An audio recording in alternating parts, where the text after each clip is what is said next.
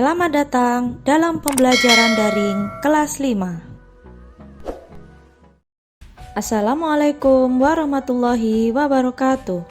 Selamat pagi anak-anakku kelas 5. Tetap semangat untuk belajar ya. Bagaimana kabar kalian hari ini? Semoga kalian selalu sehat. Kita awali pembelajaran hari ini dengan berdoa agar kalian diberikan kemudahan untuk berpikir dan menerima ilmu yang bermanfaat. Hari ini kalian akan mempelajari tema 7, subtema 3, peristiwa mengisi kemerdekaan, pembelajaran 3. Nilai-nilai dalam Pancasila merupakan kristalisasi nilai-nilai luhur yang telah berkembang di masyarakat sejak zaman dulu.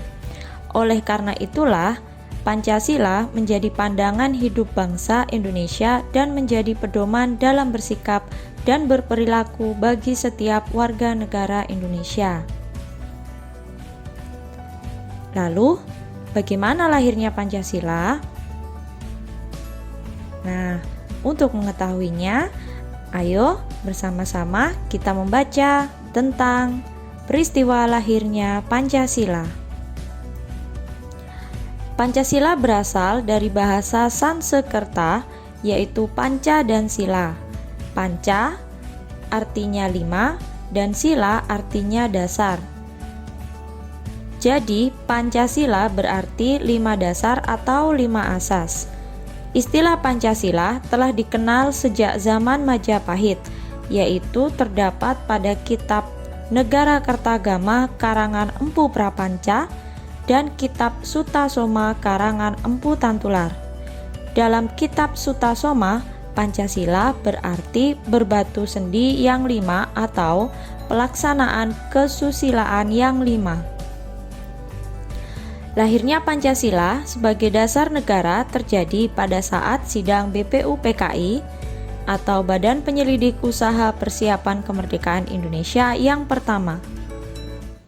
Berikut usulan-usulan dasar negara yang disampaikan oleh 3 tokoh bangsa. Yang pertama, yaitu Muhammad Yamin. Pada tanggal 29 Mei 1945, Muhammad Yamin mengusulkan 5 dasar negara, yaitu 1. Peri kebangsaan, 2. Peri kemanusiaan, 3. Peri ketuhanan, 4. Peri kerakyatan, dan 5. Kesejahteraan rakyat. Tokoh yang kedua yaitu Profesor Dr. Supomo. Pada tanggal 31 Mei 1945, Profesor Dr. Supomo dalam pidato singkatnya mengusulkan 5 asas. 1. Persatuan, 2. Kekeluargaan, 3. Keseimbangan lahir batin, 4. Musyawarah, 5. Keadilan rakyat. Dan tokoh yang ketiga yaitu Insinyur Soekarno.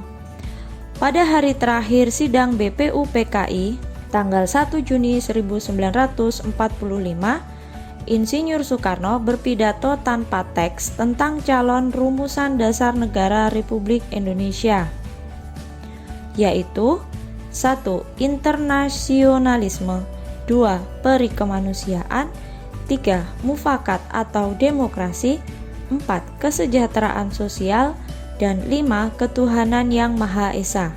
Kemudian, untuk memberikan nama pada kelima dasar tersebut, diusulkan istilah Pancasila. Tanggal 1 Juni 1945 dianggap sebagai hari lahirnya Pancasila sebagai dasar negara. Pada tanggal 18 Agustus 1945 disahkan Undang-Undang Dasar 1945 pada sidang Panitia Persiapan Kemerdekaan Indonesia atau yang disingkat PPKI, termasuk pembukaan Undang-Undang Dasar 1945.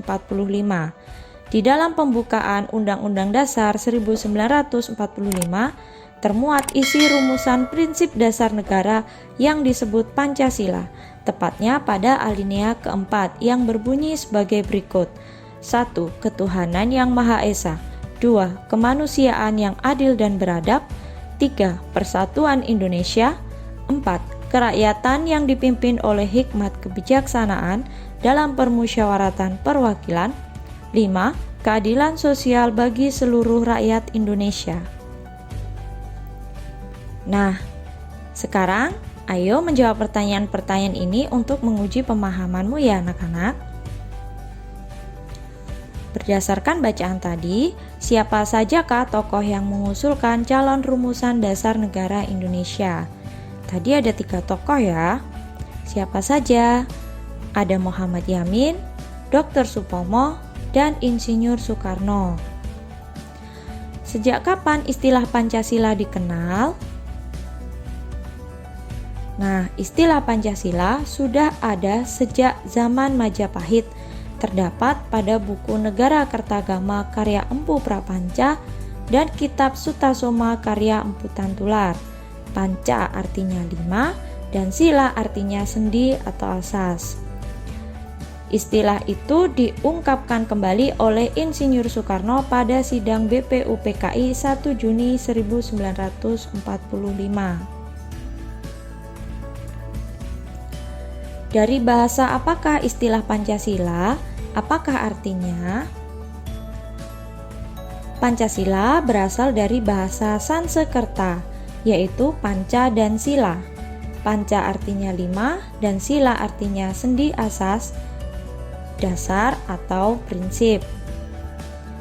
Apa yang dibahas dalam sidang pertama BPUPKI? Yang dibahas yaitu tentang pembentukan dasar negara. Apakah isi pidato Insinyur Soekarno pada sidang pertama BPUPKI? Insinyur Soekarno berpidato tanpa teks. Beliau menyampaikan usulan dasar negara pada hari terakhir sidang. Kapan dan pada peristiwa apakah rumusan Pancasila disahkan? Pada tanggal 18 Agustus 1945 disahkan Undang-Undang Dasar 1945 atau biasa disingkat UUD 1945 pada sidang Panitia Persiapan Kemerdekaan Indonesia, termasuk pembukaan Undang-Undang Dasar 1945. Nah, di dalam pembukaan Undang-Undang Dasar 1945 ini termuat isi rumusan 5 prinsip dasar negara yang disebut Pancasila, tepatnya di alinea keempat. Lalu, apa makna Pancasila bagi kehidupan bangsa Indonesia yang sangat beragam ini? Kira-kira maknanya apa ya? Yuk kita cari tahu bersama-sama. Peran Pancasila dalam menjaga keberagaman bangsa. Pancasila sebagai dasar negara merupakan kepribadian dan pandangan hidup bangsa Indonesia. Maka, nilai-nilai luhur yang terkandung di dalamnya harus dipahami dan diamalkan oleh setiap warga negara Indonesia. Apalagi pada dewasa ini, ilmu pengetahuan dan teknologi berkembang dengan pesat dan membawa banyak perubahan. Perubahan-perubahan tersebut akan bisa mempengaruhi sikap dan perilaku seseorang. Dengan memahami dan mengamalkan nilai-nilai luhur Pancasila, kita memiliki dasar yang kuat, sehingga akan bisa menentukan sikap dan perilaku dalam menghadapi perubahan-perubahan yang terjadi. Dengan demikian, kita tidak akan kehilangan kepribadian sebagai bangsa Indonesia. Masyarakat Indonesia yang terdiri atas berbagai suku bangsa yang hidup dalam lingkup budayanya masing-masing. Budaya yang beraneka ragam ini menunjukkan kekayaan budaya bangsa Indonesia. Dunia makin maju dan berkembang dengan ditandai kemajuan ilmu pengetahuan dan teknologi atau yang disingkat IPTEK. Untuk itu diperlukan sikap yang bijaksana dan sikap yang mau dan bersedia membuka diri dan tetap waspada menerima perkembangan dunia. Hal tersebut berarti kita berani menerima pengaruh globalisasi dan perkembangan IPTEK tanpa harus kehilangan kepribadian sebagai bangsa Indonesia. Bagi bangsa Indonesia, Pancasila merupakan ukuran dan pedoman nilai dan norma untuk menyikapi pengaruh dan perkembangan iptek. Pancasila merupakan pandangan hidup yang telah menyatu di dalam kebudayaan bangsa Indonesia.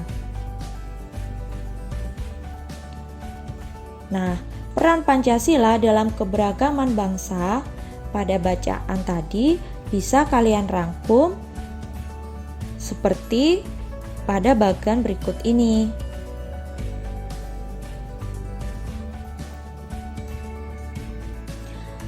Nilai-nilai Pancasila sesungguhnya telah ada dalam kehidupan bangsa Indonesia yang beragam. Sebuah nilai yang menunjukkan adanya perilaku dan sikap kerukunan serta kerjasama dalam masyarakat yang beragam, yaitu hidup gotong royong. Dalam kehidupan masyarakat, kita sering menghadapi masalah yang menyangkut kepentingan bersama. Tentu kalian sendiri sudah akrab dengan kata gotong royong ini, bukan? Kegiatan untuk membantu anggota masyarakat yang lain secara bersama-sama dan sukarela disebut bergotong royong. Kegiatan ini dilakukan atas kesadaran bahwa dalam hal tertentu, permasalahan yang dihadapi salah satu anggota masyarakat dapat dibantu dengan sukarela dan bersama-sama. Kegiatan ini menunjukkan nilai-nilai Pancasila yang dilaksanakan secara sadar oleh masyarakat Indonesia untuk kepentingan bersama.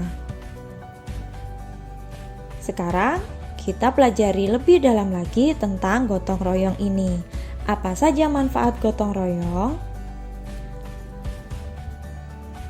Nah, banyak sekali manfaat gotong royong ini.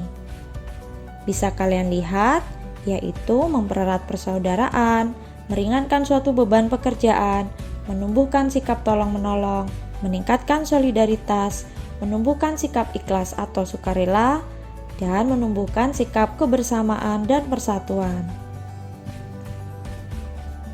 Bagaimana ciri masyarakat Indonesia ditunjukkan melalui kebiasaan gotong royong tersebut?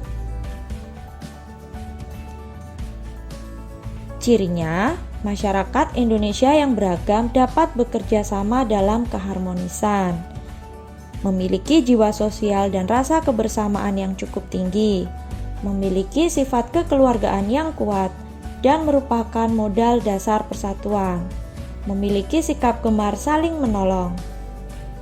Masyarakat Indonesia lebih untuk mementingkan kepentingan umum atau bersama dibandingkan kepentingan pribadi. Nilai-nilai Pancasila apa sajakah yang nyata dalam gotong royong tersebut?